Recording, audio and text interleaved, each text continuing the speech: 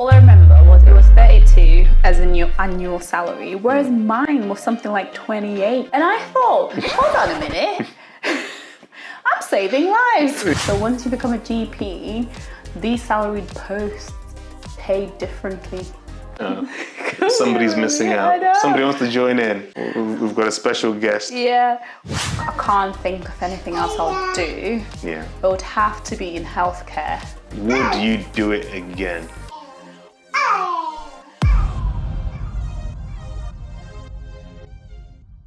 We were doing the walk where we talked about medicine and dentistry. Yeah. So I thought it would be a good time to do a part 2. Okay. Yeah, so let's just start with a question of, would you do it again? Would I do it again? I would.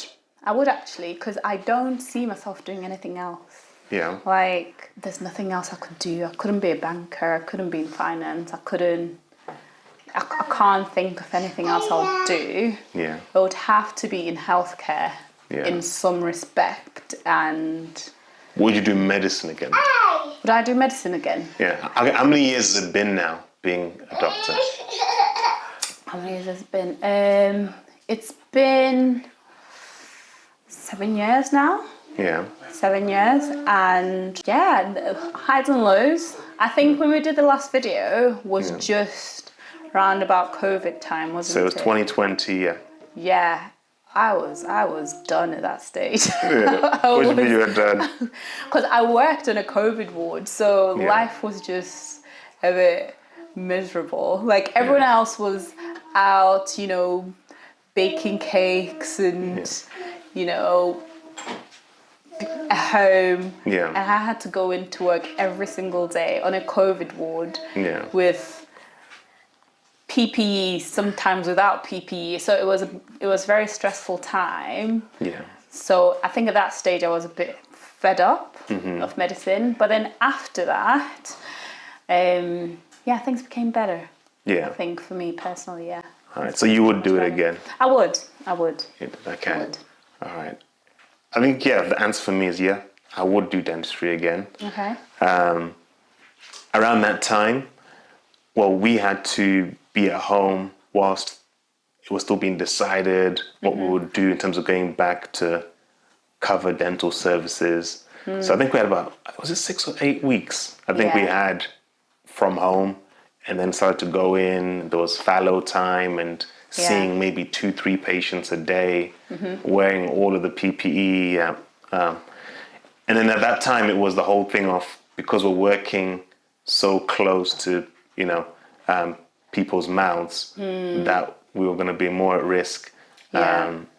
But in terms of just dentistry as a career, would I do it again? Yes, I would. Would you? Yeah, I would. What about business? I think dentistry is allowing me to do that as well. Okay. So back then, I was always thinking about starting a practice, and now I'm actually in the process of starting a practice. So I think it still ticks the ambition to do business. Okay, how about working hours? How do you feel about the hours you get to work? What's it like right now in terms of working hours? I think, to be honest, I feel like right now I have the best work-life balance I've ever had, because we had a baby and I took maternity leave, and then after maternity leave, when I went back, I got the chance to go back less than full-time. And now you can choose what percentage of less than full-time you want. I chose 40% because I wanted to finish my training and get on and start work. But you could choose anything from 30%, 20%. So essentially you could work 1 day a week and have the other 4 days at home if you really wanted. But that just stretches your training. So instead of doing GP training in 3 years, you could end up doing it over 5-6 years, which could be a lot for some people. Well, for me especially, I just wanted to get it done. So I chose to go 80%, which meant that I work 4 days a week. And I think at the start, going back to work from maternity leave, it was a little bit of a push. But once I settled into it, I think it was the perfect balance for me. All right. Yeah, it was a perfect balance. So, yeah, you're talking about you went into GP training, but for those that don't know, okay, what were you doing before the GP training? Before GP training. And how were the hours like? And then before did GP transition? training, I did foundation training. So I went straight from university into my foundation training jobs, which were in Blackburn and Burnley, and I worked there for 2 years. And then after that, so my hours at that point, they were rogue, they were rough. It was shift work, and depending on the post you're in. So with medicine, you get to do, get this right, you get to do 3 posts a year, and depending on the post you're in, it dictates the hours you work. So when I was in surgery, I'd be on call quite a lot. When I was in medicine, I'd be on call quite a lot, which means that you're probably working, 8 a.m. to 8 p.m. or 8 p.m. till 8 a.m. the next morning. And you probably do 4 days a week of that, and then have 3 days off, and then you're back in the next day doing like a 9 till 5, 9 till 6 type situation. But in the NHS, 9 to 5 is not 9 to 5. Yeah. It's more like 9 till you get most of your jobs done, which could end up being anywhere, 6-ish, half 6-ish time. You're supposed to exception report the time that you stay in as well, which we would do, but it's just, you just end up being fed up with the whole thing. So do you think you could have stayed doing those hours for a long time, for years and years? No. I think that motivated me to do GP training, because I felt like I couldn't stay in a pro rata system forever, because it's also hard to get annual leave when you're working shifts and you're doing these 12-hour shifts, because there was a rule, something like you can't take annual leave when you're having a 12-hour stint. You can only take it when you're having your 9 to 5 stints. And if someone's wedding falls onto, one of those on-call stints, then, it's a bit hard. You now have to try and swap with this person, to swap with that person. It was a nightmare. I remember a lot of things happened and I missed them, like weddings, family occasions, and just life in general. I think there was one Christmas where you were working and family was over, we'd booked a place and you were having to go to work. You couldn't take the time off. Exactly. So it was a fabulous Christmas. Everyone was around, but because I was on call, I had to go. I remember that rotation. I was on neonates. All right. But to be fair, I'm grateful I did that, because now in my role as a GP trainee, it gives me a lot of understanding for a lot of the things that happen. So you were doing a lot of long shifts, night shifts, didn't have flexibility in terms of when you had time off. How does that contrast to now? So now, as long as I give them 6 weeks notice, I can get my annual leave. Which is bank holidays. Did you fresh air. Bank holidays didn't really exist before, did they? Yeah, it was hit and miss, because 9 out of 10 times you're on call on a bank holiday and you can't really take it off. I think they give you back the time, but it's not the same. It's not the same having to take a random Monday off when everyone was off on a bank holiday and they planned things and you couldn't attend. So it's just like a spiral. It's not the same. I'll say, in terms of working as a dentist, when I first started my foundation year, I think I was doing 4 days, and then Friday was a study day in Lancaster. So it was pretty chilled out. The hours, I'm sure it was maybe 9 till about 4:30 maybe. I don't think it was up to 5. So my first foundation year was very relaxed, very smooth. Bank holidays, you get them off. How many weeks did we get holiday? I can't remember, but I'm sure we got at least 4 or 5 weeks of holiday if we wanted it. Yeah. Although I remember, I think the thing that used to annoy me is that for your foundation, you used to get paid more than my foundation, and I thought that was. I'm trying to think. That was insane. Was it 40,000 then, or was it 30? It was 32, I think. 32. You remember better than me. Well, okay. I kept it because. Okay, yeah. So my foundation year was about 32,000. Yeah. Because it was about 2.7 after. Was it 2.7? No. After tax. I don't remember what it was after tax. All I remember was it was 32 as in your annual salary, whereas mine was something like 28. Yeah. And I thought, hold on a minute, I'm saving lives. Yeah.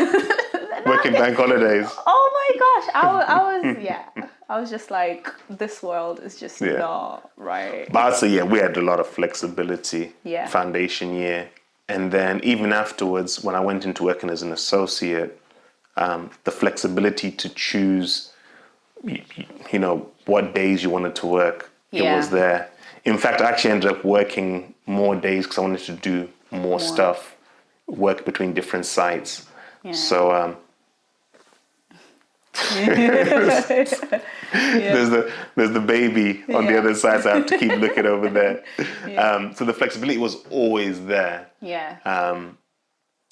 And I ended up working more and probably having less holiday. So that's actually a thing about being self-employed. You can have the flexibility, but you can end up actually working more and not taking as much time off, because if you're not working, you don't earn. If you take a holiday for 6 weeks, you're not going to be earning during that 6 weeks, but bills will still be there. So flexibility is there. Yeah, but I think where I am now, I'm enjoying it because it's like the sweet spot. Because with GP training, you're in 9 to latest 6 when you're on call. Yeah. So it's just amazing. And a lot of that time you get like self-study time and teaching time. So that's why I feel like my work-life balance at the moment is just perfect. Yeah. You were saying that it pay started off at about 28,000. Yeah. Is it similar now with you working less days or? So the thing is, because as a GP you don't work, the crazy hours and the on-calls and things like that. So your pay is not as high as you would if you're doing those pro rata hours.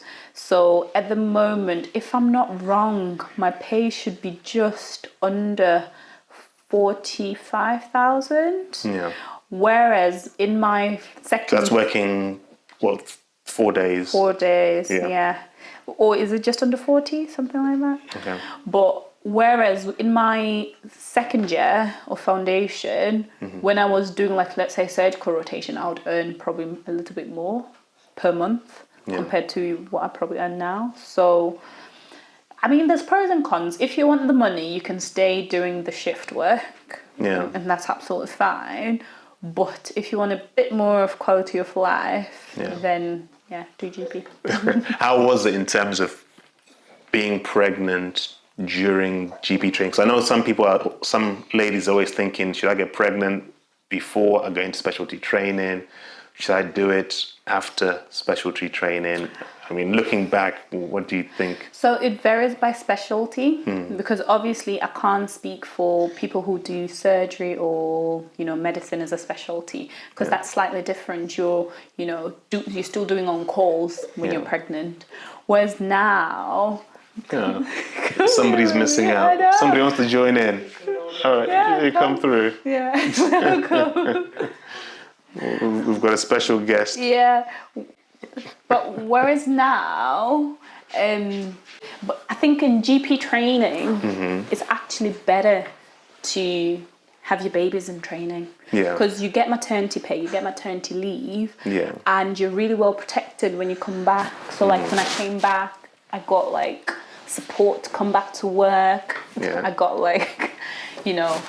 I could choose how many days I want to work, whether I want to be 80%, 60% or whatever. So I think that was just perfect for me. Yeah. So yeah, I think that was just perfect. So I would say if you want to be a GP, have your kids in training. Yeah. So just thinking about, we had Lily, she was born, and then there was paternity and maternity. So for paternity, I was able to get the 2 weeks, 2 weeks paid because I was still working and covering an NHS contract. Yeah. So my NHS portion, which was equivalent to 2 weeks working, was what I was able to use for paternity. I say paternity was very quick. It went by very quickly. It did. So it almost felt like I wasn't even off to spend time with Lily because, yeah, she was born, we're home, you're getting used to her being there, and then you're back in work. Yeah. So it didn't really feel like much time at all. And yeah, sorting out, paternity, with work was straightforward. Just making sure that patients were blocked off for that period of time. Yeah. And then when I got back to it, carried on with their treatments. How was it for you in terms of organizing maternity, going through it, and then getting back to work? It wasn't a problem at all because obviously as a doctor you're employed by an NHS trust. The only thing I'll highlight is that for foundation year you're employed by a different trust to the trust that employs you for GP training. So for each employer you have to have worked at least the 26 weeks before you qualify for maternity pay. So essentially you can't sort of have maternity leave in early parts of ST1. You have to sort of try and organise it for either the late parts of ST1 or ST2. Yeah. So that's your second year of GP training. But apart from that, you just get your MAP-B form from your midwife, you email it to your lead employer, and you just tell them, I'm pregnant, I want to take time off from such and such time. Yeah. And that's it, really. Yeah. You ended up having 13 months. How did you decide on having that long? So I wasn't sure, but then I just asked around, friends and family, and they said that if you can get a year off, take a year off because it's your first child and you just want to see every milestone and you just want to, enjoy the whole experience. So take a year off. Pay-wise, I know that it changed things because I think you get full pay for the first, 8 weeks and then half pay for the next 18 weeks and then statutory maternity pay. But with my employer, you could choose to spread that evenly across the year. And then you also get annual leave. So 1 year of maternity pay, 12 months, and 1 year of annual leave. So that's how it ended up being 13 months. And I decided for my pay to be spread equally over those 12 months. So instead of it finishing in how many months would it have? I think it would have been like something 6 months or something of like decent money, and then you'd have ended up on statutory maternity pay until you got back. And statutory maternity pay is something like 100 and something a week. Okay. So that's like not very enough. low. Yeah, very low. So in terms of mortgage and bills and stuff like that, I thought it's easier to just spread it, and then you can plan and sort of fill in bits and bobs. So instead of getting most of it in 6 months, you just got an equal amount monthly. Spread over. Over that 12. And I found it useful because, we had less income than usual, but it didn't feel as bad because I knew that monthly there was still something coming. Yeah. So and you were working still, so that was a good thing. So going forward, because you couldn't do GP training in 3 straight years. No. How long is it taking you to do GP training, and you're getting to the end of it now? What's next? Yeah. So GP training is normally 3 years, and I took a year and a month off for maternity, and then when I came back 80%, so it's sort of stretched it a little bit. So instead of just being 4 years and a month, it's become 4 years and 2 months because going 80% has added a month. Am I right? has added a month and a bit to my Okay. training. So roughly 2 months, because I was supposed to finish in August, but I finished in November. Okay, so instead of 3 straight years, Yeah. it's now become 4 years and a few And months. a few months with you having had a baby as well. Yeah, and having also gone part-time when I came back. Yeah. Yeah, so, I mean, have I felt it that it's stretched? No, because, like I said, because the timetable is just perfect for me, I don't feel that life is, I'm just training and it's just hard going. I feel like I'm living life, I'm enjoying my daughter, and at the same time, I'm going to work and I'm enjoying the job I'm doing. Yeah. So it doesn't really feel long. But yeah, and November's actually coming really close, surprisingly. A few months away. Yeah, So would you become employed now as a GP? Is that the only option? How does it then work? So there's a few options. So you can be employed as a salary GP, or you can locum and then be self-employed. And there's a lot more options than I'm saying. So you can actually also work for like football teams as like a sports med GP. Yeah. You can do legal work as like a legal GP. So there's so much scope in GP. But at the moment, I just wanted to be salaried because I'm just coming back off maternity leave, and it's so early on in my career that I didn't want to diversify just yet. I just wanted to get used to the bread and butter of GP, maybe do that for a year, 2 years, and then after that, have a think about, do I want to specialize? Do I want to break up my timetable? Do I want to? Or another thing is education, because a lot of GPs do education as well, medical education. Yeah. So, yeah, I did do medical education for a year between foundation training and GP training. So, and I enjoyed that. So it's something at the back of my mind that I could potentially do later on down the line. And is it clear cut in terms of once you've qualified as a GP, what people would be earning for the different roles there are for GPs out there? Or, because I know with the NHS in the hospital, you've got bands, so it's a bit easy, but is it the same as a GP in terms of knowing exactly what the earning potential is? So here's the funny part. So once you become a GP, these salaried posts pay differently and you can negotiate. So, for example, they pay per session, and a session is, let's say, your morning clinics. So from 9 in the morning till 12. So that's one session. So if you're working one full day, that's 2 sessions, morning and afternoon session. So they pay per session, and they normally give a rate anything between 10 and some places can go up to £13 in my local area per session.